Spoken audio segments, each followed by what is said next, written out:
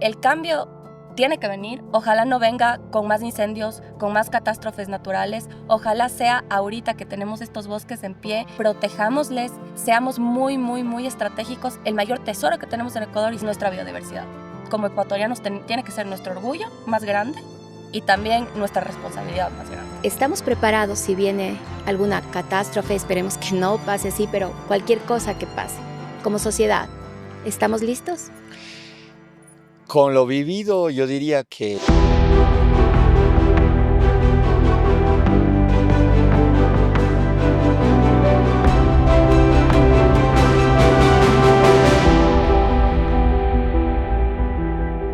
Hola con todos, hoy nos encontramos grabando un capítulo muy especial. Nos hemos unido Coffee in the House y Awake, y nuestros co-hosts Ale Peña y Pablito Pesantes no nos han podido acompañar, pero este episodio va a estar increíble.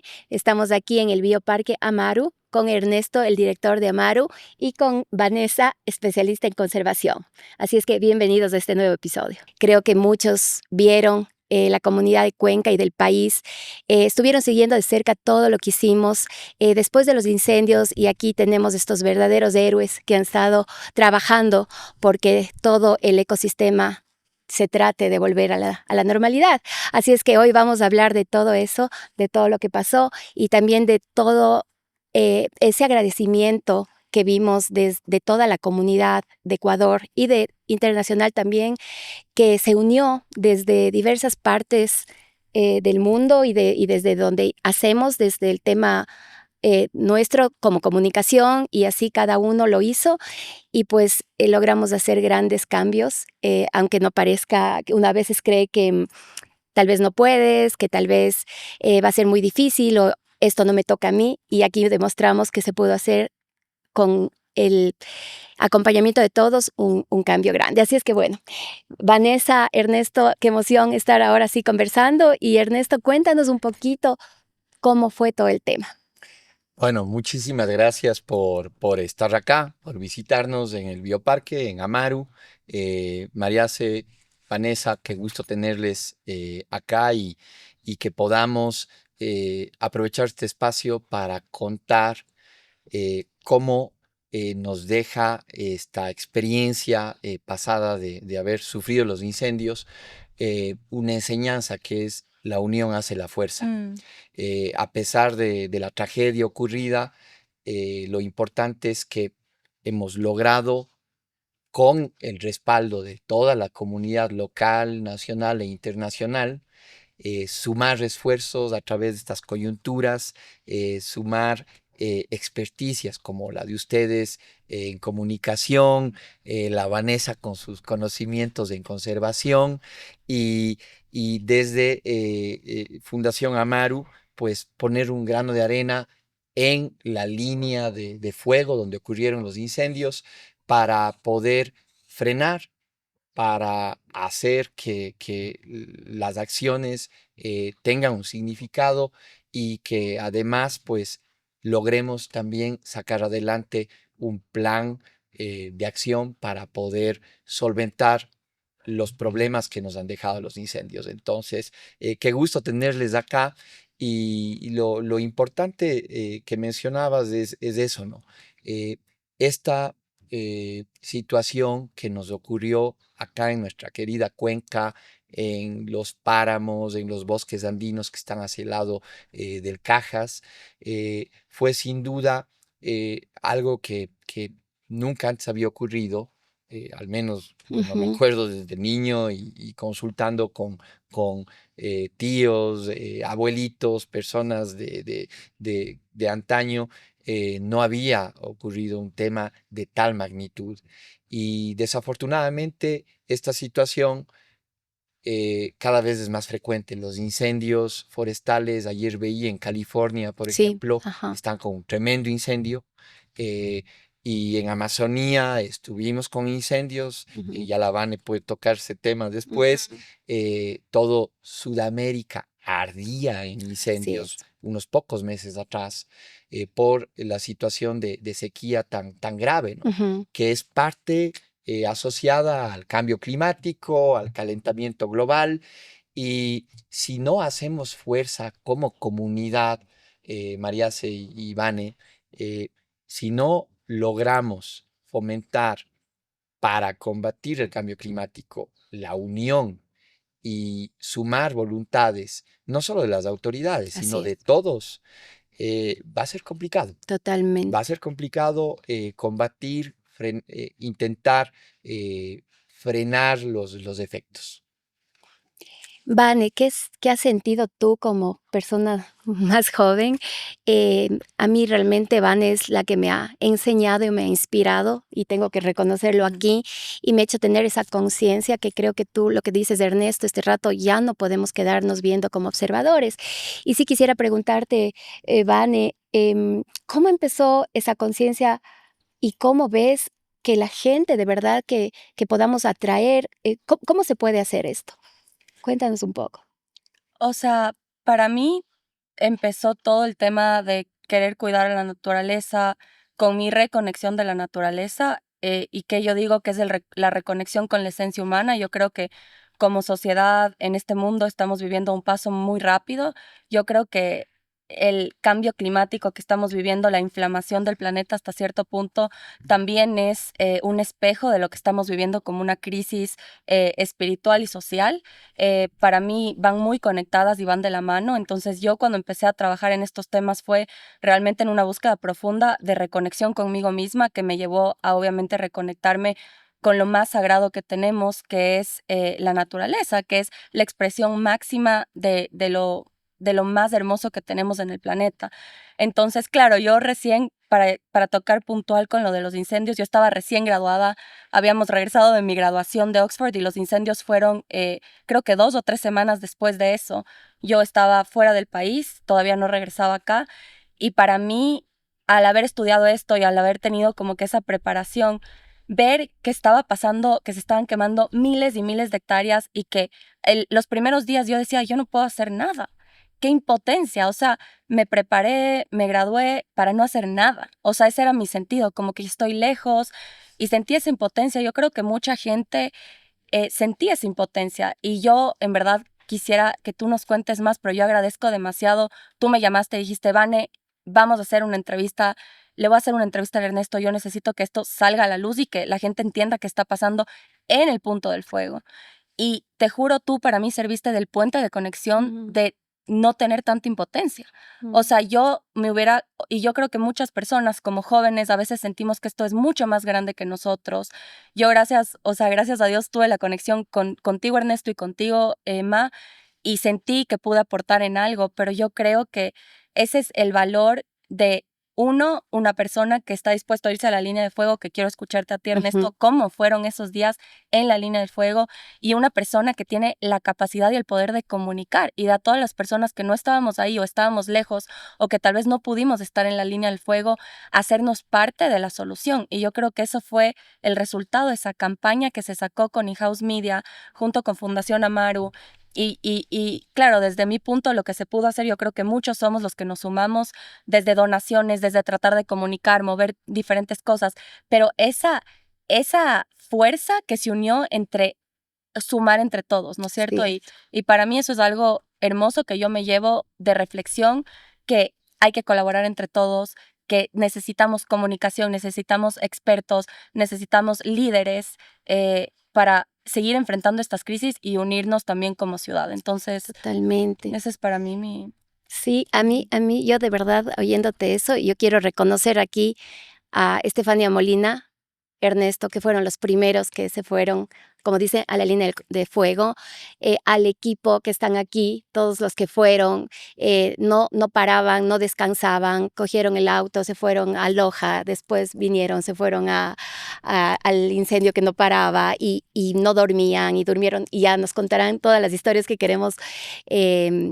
Que nos cuentes estos detalles que a la final son historias increíbles de héroes que yo digo que no se ven. Y lo lindo que dices, Vanessa, y ya para darle un poco la palabra a Ernesto para que nos cuente estos detalles, es que todos desde el lugar que estamos pudimos hacer algo, ya sea desde Payphone, me llamó, oye, ¿cómo hacemos para ver si la gente puede donar? La gente que llamaba de fuera, ¿cómo hacemos? Y la gente de aquí, de $10 en centavos, lo que sea, que tenían agua, todos se unieron y creo que eso es lo que se tiene que rescatar y creo que eso es lo que nos hemos llevado, ¿no? Así Y es. bueno, cuéntanos, Ernesto, sé que tienen tantas historias, ¿cómo fue? Sí. Y tristes, obviamente, y A ver, primero dolorosas. yo quiero destacar algo que mencionabas, Vanessa, que es importantísimo. En un momento dado, como te pasó a ti, creo que todos sentíamos esa impotencia. Yo recuerdo que estaba en Quito, justo en el páramo, con brumas de humo que llegaban desde el sur del país. Impresionante, estaba tan lejos y llegaba el efecto de los incendios. Con algunos colegas biólogos que tengo contacto y constante comunicación, cada día les preguntaba cómo va la situación del Caja, sigue en descontrol y yo esperaba para poder regresar y sumarnos a algo. Acá con nuestro equipo de Amaru conversábamos, ve qué podemos hacer para sumarnos y de repente recibimos una llamada y unos videos de que se quema la reserva que tenemos, que administramos en Molleturo, en el bosque de Quitahuayco. Y claro, eso fue como que directo a nosotros. Y te juro que en ese momento, impotencia. Pues claro, se está quemando un bosque que está a 2 horas en carro y 3 horas en ascenso a pie. Y claro, un incendio forestal. Nunca antes había estado tanto tiempo frente a un incendio forestal y tan cerca además. Sentir realmente el efecto del fuego descontrolado es algo que te quita el aliento. Y si no hubiese sido por esta coyuntura con ustedes y el poder empezar a comunicar, te juro que la cuesta hubiese sido mucho más parada, más complicada. Ujú, Y ahí es en donde quiero igual rescatar lo clave que es tener la posibilidad de contar las historias a la comunidad, a la gente que nos sigue. Amaru, sin duda, es una plataforma de la ciudad, un referente en el tema ambiental y de conservación de la biodiversidad. Y enseguida fuimos para allá, pero claro, contábamos con algunos comuneros que les conocimos en el sector y con las autoridades que están ahí para, obviamente, intentar hacer algo, pero eran 4 mega incendios a ujú, la vez y este sitio remoto no estaba atendido. ujú, No iban a darle la atención inmediata y esa impotencia crecía hasta que empezamos a ver que a través de la comunicación y de los héroes que tienes, María, con todo el equipo de in-house, eh, allá en los incendios, en el Cajas, en Yaviuco, en Molleturo, después en Loja, realmente eso trajo un aliento de sentir un respaldo y además de comunicarnos con la comunidad, con la sociedad y empezar a ver que la gente se empezó a mover ujú, de todas las formas posibles. Hubo gente que donó herramientas, ujú. batefuegos, machetes, un sinnúmero de herramientas para poder llevar, para combatir los incendios. Por otro lado, también donaciones económicas que sirvieron, imagínense, para poder organizar a 90 personas de las comunidades y darles un respaldo económico para que dejen de trabajar en Claro, sus lo que temas, ¿no? tenía. Porque la gente del campo no es que En medio está del día a día. parada viendo el campo, Claro. la gente está todos los Claro. días peleando por sobrevivir, por tener algo para comer. Y a esas personas, afortunadamente, algunos les conocíamos y con esos actores logramos generar estas brigadas que salieron con nosotros o solos a enfrentar las líneas de fuego. Entonces, mucho del apoyo que se consiguió se ha invertido en estas brigadas que sirvieron para frenar varios kilómetros, como los bomberos llaman, puntas del fuego que están ascendiendo hacia la cordillera y eso fue mágico. Fue Increíble. mágico esa colaboración y esa coyuntura con la sociedad de las ciudades del mundo entero y también allá en los territorios afectados. Por otro lado, sentir que las autoridades, a través de la presión mediática, de la comunicación, empezaron a despertar, a poner los ojos también en estas zonas alejadas, fue clave. Fue Fue clave. clave Sí. y sin duda eso sirvió para poder tener también el respaldo de ellos Ujú. en el momento en el que llegaron. Y de ahí, claro, ya las historias de todo lo que fue Claro, pasando, claro. realmente es una experiencia que le decía a mi familia, le decía, le contaba a Vanessa, ya tengo una historia más para contarles algún día a los nietos o de viejito a los hijos, porque es algo que se queda uno marcado en la cabeza, en la mente, en el corazón. eh, Imágenes fuertes de lo vivido, ver cómo se pierde nuestra biodiversidad para alguien que ha estudiado la biodiversidad, la vida. He estado varias ocasiones en esos bosques a los que fuimos y ver que se están arrasando muchas veces para siempre es, es terrible.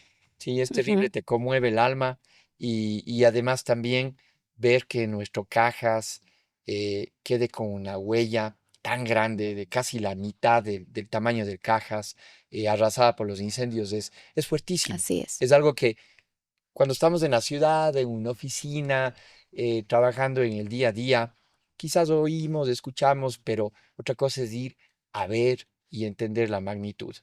Gracias, Ernesto, por compartir esa historia de cómo se vivieron esos días. Ahora yo quisiera también profundizar en las cosas que no se ven, porque se ven el incendio, mucha gente tal vez más cercana al Cajas veía lo que estaba pasando, pero ¿qué viste tú que nunca se vio y no se comunicó? Bueno, llegar a la línea de fuego fue toda una experiencia. Realmente, en el caso de la primera ocasión que estuvimos allí en Yabiuco, cientos de personas que subían o bajaban y verle a toda la gente que bajaba del incendio con impotencia, ¿no? Porque nos comentaban, apagamos en un lugar, le dejamos haciendo a un cortafuego, limpiamos todo y de repente nos movíamos a otro lado a enfrentar el fuego y se volvía a prender porque el incendio era de raíces. Estaba tan seco el ambiente que el fuego, imagínense que se metía un metro Ujú. adentro de la tierra y Estaba salía 15 metros más profundo. allá Mm. y volvía a encenderse y se volvía a quemar una zona más del bosque. Eso por un lado, el sentir que la gente, los bomberos, que son además los que más saben del tema de fuego, verles ahí en esa complicación y a la vez hasta confusión de cómo abordamos, era dramática, era fuerte. Por otro lado, recuerdo con el equipo de in-house, fuimos a la laguna de Yabiuco, teníamos al fondo esas bellas montañas, unos bosques donde viven un sinnúmero de aves que estaban eh, en incendio, había un poco de humo, y cuando nos acercamos a la laguna, había, no exagero, cientos o miles de mariposas muertas en el agua. Se vio en el video, Y todas. era terrible porque, claro, seres tan delicaditos, de repente empieza a contaminarse el ambiente, el entorno con CO2 y se mueren. Ahí Ujú. está un indicador de los que hablamos, ¿no? Los biólogos, los conservacionistas, muchas veces hablamos de los bioindicadores. Son estas especies que nos dicen algo. Y claro, enseguida estas especies tan delicadas perecen y era una población entera de miles de mariposas sobre la laguna de Ujú. Yabiuco. Ujú. ¿Qué rol tienen esas mariposas? Polinizan, generan la polinización que a su vez genera la diversificación de especies de plantas y esas plantas son las que retienen el agua, generan la Ujú. humedad de la que sobrevive todo Cuenca, Claro, gran parte total. del país, incluso en temas energéticos. Entonces, todo está conectado.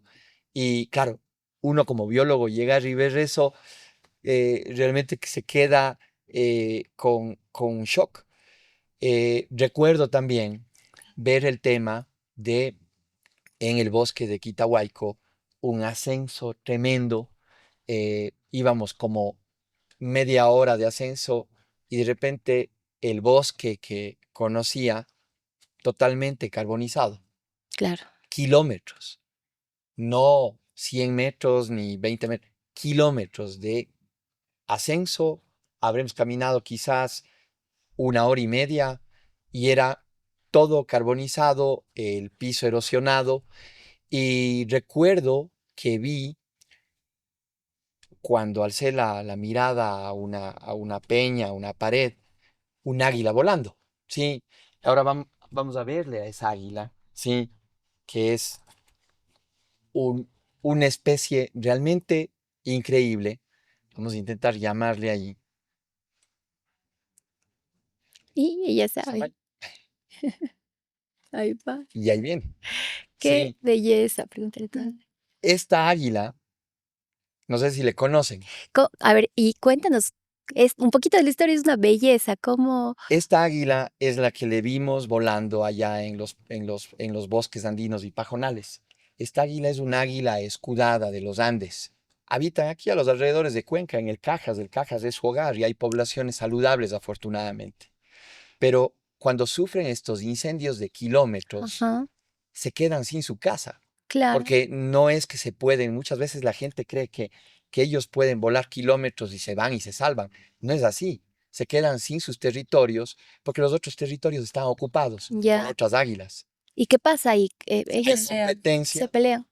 se pelean y pierden la posibilidad de moverse y por otro lado pierden la capacidad de tener presas disponibles porque Alimentarse. ellas Ah, son reguladoras del medio natural, claro. consumen presas, roedores, conejitos, ratoncitos, también algunas especies pequeñas de aves, pájaros pequeñitos y también lagartijas. Entonces, ellas nos hacen ese favor Claro, de es un limpiar ecosistema. la naturaleza Mm. y son espectaculares, Son hermosos. incluso para muchas culturas Sagradas. sagradas y Sí, símbolo sí. de poder, de fuerza, ¿no? De Ujú, inspiración para totalmente. toda la humanidad. Y Ernesto, ¿qué va a pasar con todos esos animalitos? Por ejemplo, vimos un puerquito espín que nos mandaron, que estaban las patitas quemadas. ¿Y qué pasa como, cómo hacemos como sociedad para que vuelva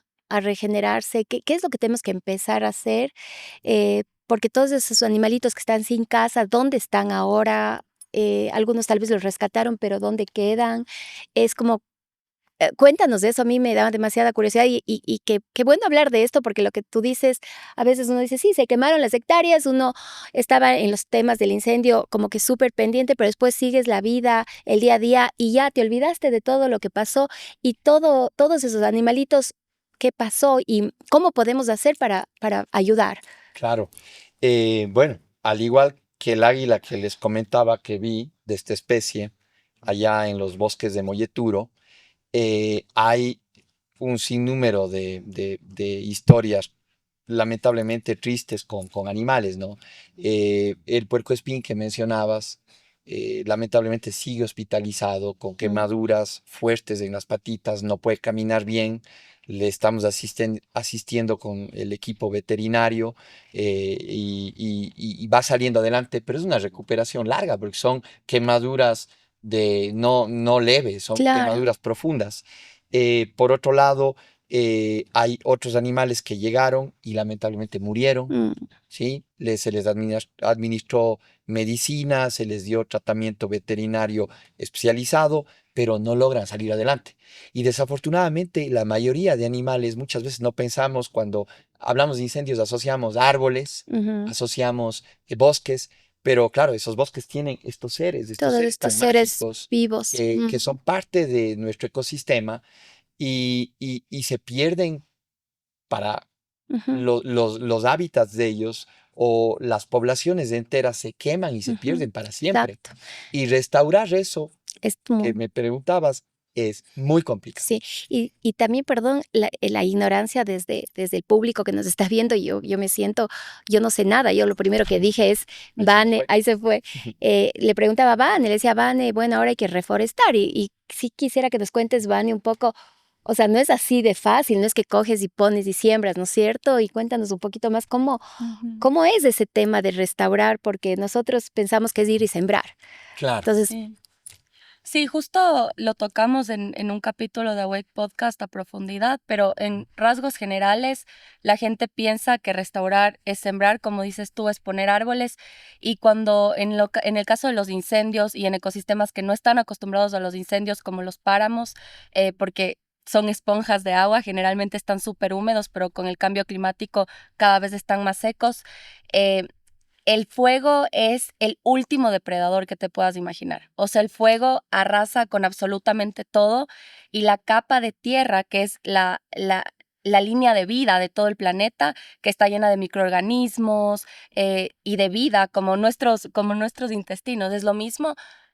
El fuego elimina absolutamente todo. Entonces, si tú vas y plantas un árbol en una tierra que no está lista, no va a crecer. Entonces, muchas veces los árboles son muy mediáticos y creo que como ciudadanos pensamos que esa es la manera, pero muchas veces es tirar la plata. Yo creo que, y ahí tú nos puedes contar, Ernesto, porque Ernesto es parte de la comisión que justamente van a dar la hoja de ruta de, de, de la reforestación, de la restauración del Cajas y de los lugares que se quemaron, pero yo creo que ahí es, y estuvimos en una reunión con la alcaldía de Cuenca que me parece que están haciendo las cosas bien, en el sentido de que han llamado a todos los actores, desde los científicos, el sector privado, el sector público, y la pauta tiene que venir desde la ciencia, desde las personas que conocen ese ecosistema y que se hagan pruebas en las que realmente vayamos viendo poco a poco cuál es la mejor manera de restaurar. Lo que sí tenemos que saber como ciudadanos es que es un trabajo a largo plazo.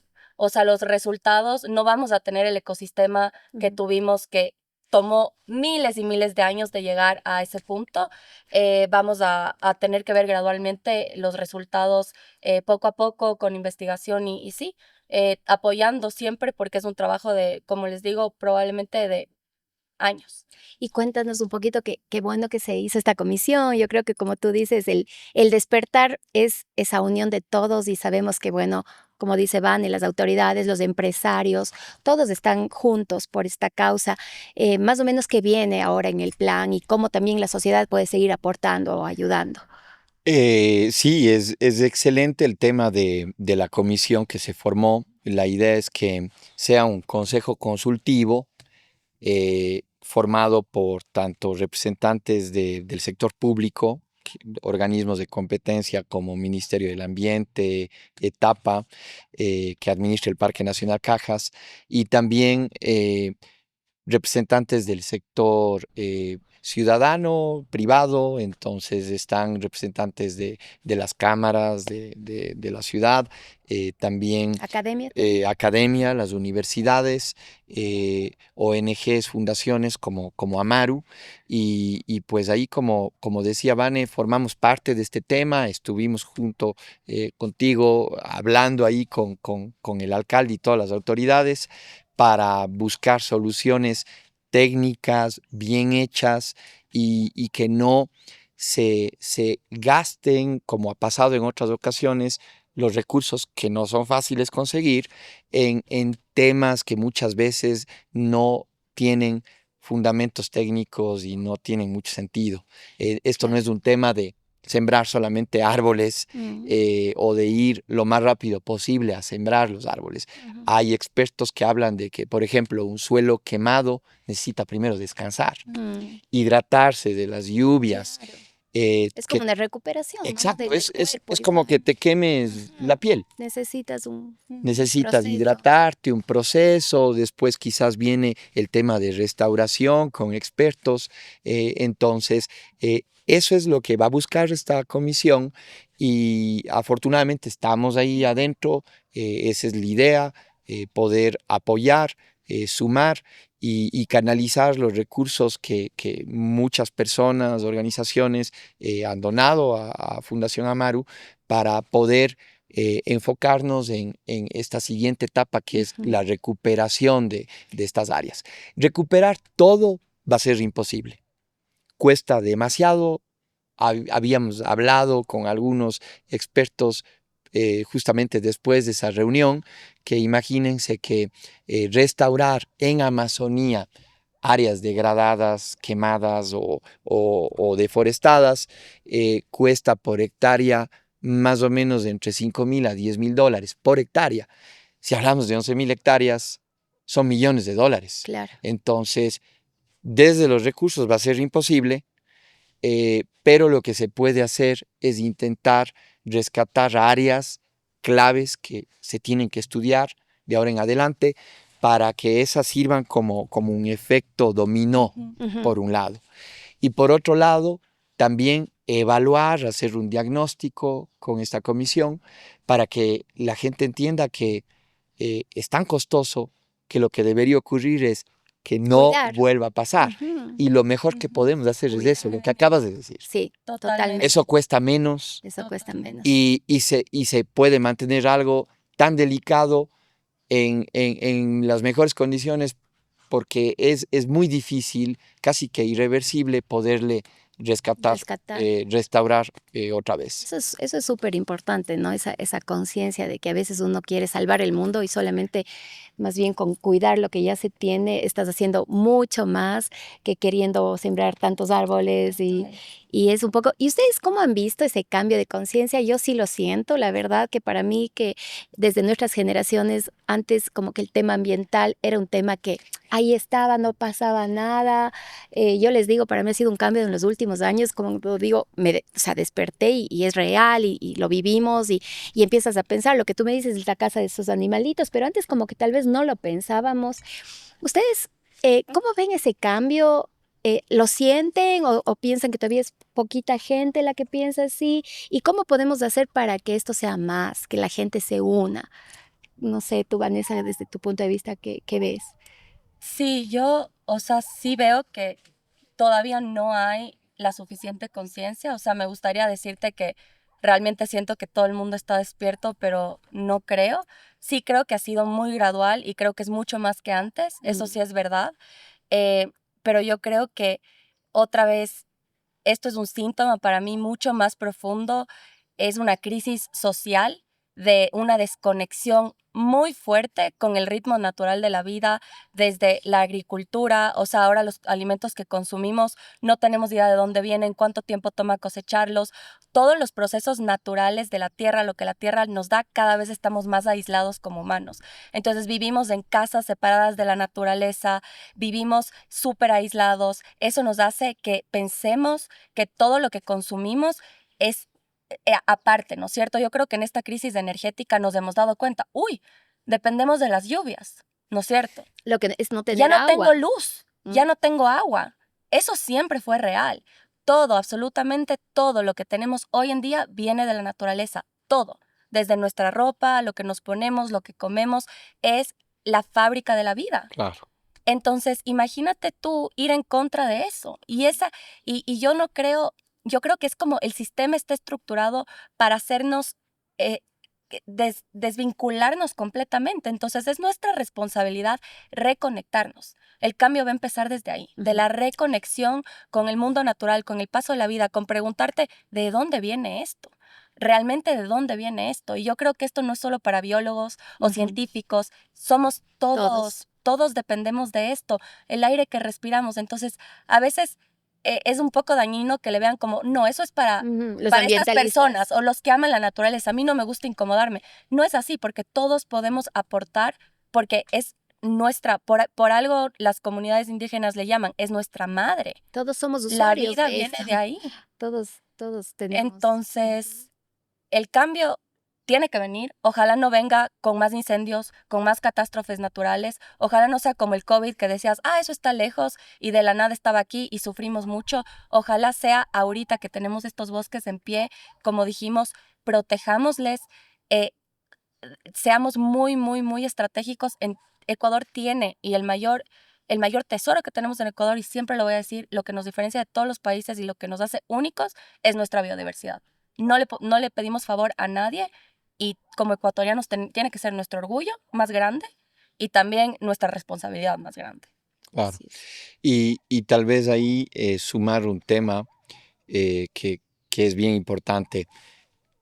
decías, todos somos usuarios de la naturaleza. Sí, claro, o sea, necesitamos de los recursos del agua, pero quizás lo más importante es cambiar ese chip y empezarle a ver como que dependemos de, y cohabitamos, Y y somos cohabitamos, uno, ¿no? cohabitamos con este entorno, ¿sí? Y en otros lugares del mundo, por ejemplo, ya se está hablando por términos justamente de calidad de vida, cuán importante es generar en las ciudades, en el entorno laboral, eh, de espacios verdes, de espacios que fomenten el tener los bichitos que muchas veces nos molestan, las abejas que les ves por aquí, que muchas veces, no, eso es una plaga, matémosle. No, porque lo han perdido y saben lo difícil, lo caro, lo costoso Claro. que es tener esa interconexión que mencionaba la Vane. Y eh, está comprobado que incluso en términos de salud, por ejemplo, cuán importante es que semanalmente la gente, los humanos, tengamos estos baños de bosque, Sí. ¿sí? Ahora desde el tema de salud, o sea, todo ya está hablando científicamente de lo que tú dices, que tal Exacto. vez antes lo veíamos como... El tal vez no. fundador de Amazon en Seattle hizo para toda su personal, miles de personas que trabajan, unos domos, ¿sí? Que son como unas pirámides, y en vez de oficinas, llamémosle citadinas, más tradicionales, se mandó un rainforest, se mandó una selva. Wow. Un invernadero. Un invernadero enorme, con oficinas interconectadas, con selva adentro, con mariposas, y el rendimiento de su gente subió. Claro, claro. En vez de estar en unas oficinas de 4 paredes, subió. Increíble. Y a nivel social también, lo que ustedes hacen, por ejemplo, en InHouse, que el otro día les visitaba, de tener toda esa gente interconectada, es fabuloso, porque, claro, antes era cada uno a su cápsula, cubículos, y eso te reduce eficiencia, porque te afecta en tu salud. Eso mismo que nos pasa en las oficinas, con este ejemplo que doy, ocurre en otra escala a nivel de ciudades, a nivel de país, a nivel de mundo. Y es por eso tan importante que le veamos como un tema de saber coexistir, ¿sí? Hacia allá es hacia donde va este momento el mundo, y a todos nos está afectando, y todos tenemos que promover a que vayamos en una buena coexistencia. Eso me encanta. Yo creo que es cambiar ese chip, como tú dices. Lo que les escucho es que sí, es sentirnos uno, es parte de, o sea, somos un conjunto, ¿no? Totalmente. Y a veces los seres humanos nos hemos individualizado desde con otros seres humanos hasta Exacto. también con la naturaleza, cuando nosotros es todo un conjunto lo que hace esta vida hermosa, y lo que dices, la salud, y todo es un ecosistema perfecto, ¿no? Entonces, yo sí tengo esperanza escuchándoles a ustedes, y yo sí tengo esperanza viendo a la gente que se sumó. Creo que desde nuestra esperanza vamos a seguir trabajando aquí. Esto solo es un capítulo de que seguramente van a haber muchos. Nos hemos unido el podcast de Coffee in the House y el podcast de Awake para estos temas realmente, y con Fundación Amaru creo que van a venir muchas cosas que ya los estamos hablando. Sé que se va a sumar mucha gente, y yo creo que eso es lo más importante. Ojalá que mucha gente conecte con este capítulo, porque creo que desde la parte de educarnos, de saber más, de entender, yo creo que ahí sí podemos hacer un cambio todos. Así es, todos podemos poner ese granito de arena y mejorar nuestro entorno, que es, como hablábamos, tras cámaras, lo que se ha visto con esta experiencia de los incendios. A toda la gente le preocupaba cuando abría la ventana de sus casas ver que el caja se está quemando, porque nos sentimos conectados, ¿sí? Porque el agua que tomamos viene de allá. Así es. Se está dañando esa fuente tan importante que nos da la vida. Y ojalá esto despierte esa esa sensibilidad de que todos podemos sumar, de que todos podemos además también preocuparnos no solo del Cajas, sino de los otros entornos naturales, empezando desde nuestras áreas donde vivimos, Así. ¿sí? Cómo nos manejamos, qué huella ambiental estamos generando, porque desde ahí empieza, desde nuestras propias casas, los barrios, los parques, nuestras riberas de estos ríos tan hermosos que somos afortunados que tenemos acá en la ciudad, y a través de la comunidad presionar también a que la política pública Vaya. vaya hacia donde tiene que ir, hacia la dirección correcta, porque ellos son nuestros servidores, Ajá. no nos olvidemos de eso. Ujú. Y este es un ejemplo, con la bulla que se ha hecho, interconectada, Ujú. hemos logrado mover para bien, ¿sí? Comunicarnos y por primera vez, como hablábamos, en la historia del país se genera una comisión que da seguimiento a una catástrofe ambiental que busca ser técnica, que busca interconectar voluntades, porque antes era como que las autoridades, Dos mundos sí, aparte. dos mundos aparte, ellos resuelvan, ellos hagan todo. No, esta vez hay una reacción Sí. positiva y ahí Así me es. sumo, María, a las palabras tuyas de que hay una esperanza. Sí, totalmente. ¿Estamos preparados si viene alguna catástrofe? Esperemos que no pase así, pero cualquier cosa que pase. Como sociedad, ¿estamos listos? Con lo vivido, yo diría que no. En el tema de los incendios, desafortunadamente, y esto le decíamos incluso a la autoridad máxima de la ciudad hace pocos días, hay que hacer un diagnóstico de lo que ocurrió con todos los actores que estuvimos allá en la línea de fuego generando acciones, porque quizás si actuábamos más organizados, teniendo un plan claro de contingencia, que es el nombre específico, estos famosos planes de contingencia de ciudad, eh, las hectáreas arrasadas por los incendios podían haber sido menos. Más rápido. Y eso cuenta un montón, Ujú. porque Cuenta eso totalmente. marca la diferencia. Un día menos o 5 días menos marca la diferencia.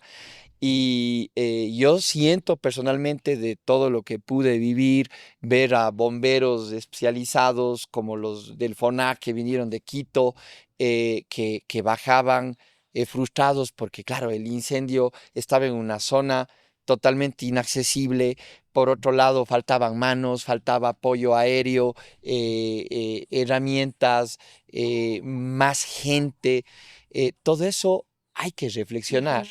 Todo eso se tiene que analizar y yo espero que desde esta comisión que mencionábamos generemos el espacio necesario para poder abordar esto y estar preparados para otras crisis, Claro. porque los efectos del cambio climático no solamente van a ser sequías e incendios, seguramente se vienen inundaciones, Claro. como mencionábamos, se pueden venir temas de incluso que afecten la seguridad alimentaria, como por ejemplo fríos extremos, calores extremos que ataquen, que maten los cultivos y después nos quedamos sin suficientes provisiones localmente o regionalmente de alimento, la pérdida de los polinizadores, también que se escucha en Francia, en España, en Europa. Hay un sinnúmero de temas que no estamos viéndoles como comunidad. Yo no sé si las autoridades lo estén viendo y si lo han analizado, cuenten, deberían contarnos, Claro, porque todos somos ciudad, no solo las todos autoridades. somos. Entonces, esto es importante que se empiece a comunicar. Sí, y también yo creo que ahí es como un contagio bueno, ¿no? Vemos que ciertas empresas tuvieron brigadistas, entonces tal vez sí, desde los empresarios también pensar, bueno, yo tengo que tener un equipo de gente lista, preparada para cuando pase cualquier cosa, cualquier eventualidad. Como ciudad no tenemos que estar, como decíamos, tras cámaras de víctimas, porque también no es el quejarse y el esperar que alguien nos haga algo. Todos desde donde estamos, ¿qué podemos hacer? Ahí van, no sé si... ¿Qué piensas Sí. igual? Yo creo que esto es un llamado a empoderarnos todos como ciudadanos desde lo que podamos hacer, las donaciones que recibimos, hubieron donaciones desde 12 centavos y tal vez esa persona dio todo lo que podía en ese momento y todo suma. Yo agradezco cada dólar. Como decía aquí Molly, si todos pondrían $1, si todos los ecuatorianos pondrían $1, tendríamos millones de dólares a disposición para esto. Con $1 se hace la diferencia. Lo importante es, en verdad, empoderarnos, empezar a hablar de estos temas, empezar a entender estos temas con estos espacios, incluso también empezar a ir a los espacios públicos, a dar nuestra voz, a decir lo que pensamos y lo que queremos. Entonces, yo creo que sí, es este llamado de en verdad sumarnos y estar preparados, listos para esto y listos para asumir este reto juntos, cada uno, desde los niños hasta los mayores, hasta los políticos, los privados, todos es nuestra casa. Entonces todos en verdad tenemos algo que hacer en esta situación. Acordémonos que si no llovía, Ujú. quizás los incendios continuaban. Hasta el día de hoy. Ujú. Y ahí es en donde lo que acabas de decir es tan clave. O sea, todos podemos sumar desde nuestra casa con una donación de recursos. Ese atún que llegó a las trincheras del fuego, no tienen idea cuán sabroso era el momento de estar ahí Claro. horas peleando contra el fuego. Y también las brigadas que se pueden hacer desde las empresas, ¿sí? Que pueden mandar a su gente experta en, por ejemplo, temas de contingencias, suman. Los grupos de montañistas, los grupos de los runners, fueron claves porque nos ayudaban a Claro. mover los alimentos, a Sí. generar esta conectividad que muchas veces en estas tragedias es imposible de solventarlas si no hubieran Exacto. manos. Cada habilidad suma.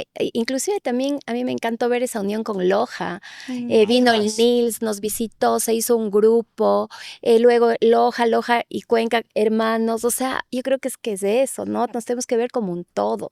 exacto. Y no es que lo que me pasa a mí y lo que te pasa a ti ya no me importa. Y ahí se vio un trabajo tan lindo también con Loja que En fue Loja, increíble. acuérdate que estaba un señor de un restaurante que le conoció la Molly. Él, desde su restaurante, organizando un frente para un incendio. O sea, Ujú. me saco el sombrero. Es un es señor de mexicano. México y estaba ahí, preocupado porque no avanza el fuego. Así es. Y si acá fue fuerte, en Loja fue peor. ¿Sí? Fue Y ellos fuertísimo. estaban más lejos de la Más asistencia, incomunicados. más incomunicadas, las zonas más remotas, pero igual, todo sumó y claro, o sea, tenemos que mejorar nuestra capacidad de estar preparados a estos Así temas. es. Bueno, yo creo que ya para cerrar, Ujú. muchísimas gracias Ernesto, muchísimas gracias Vane, muchas gracias de verdad a Al todos los equipo. que están ahí que no les están Gracias. viendo, ¡Bravo! porque yo creo que todos han sido estos héroes silenciosos.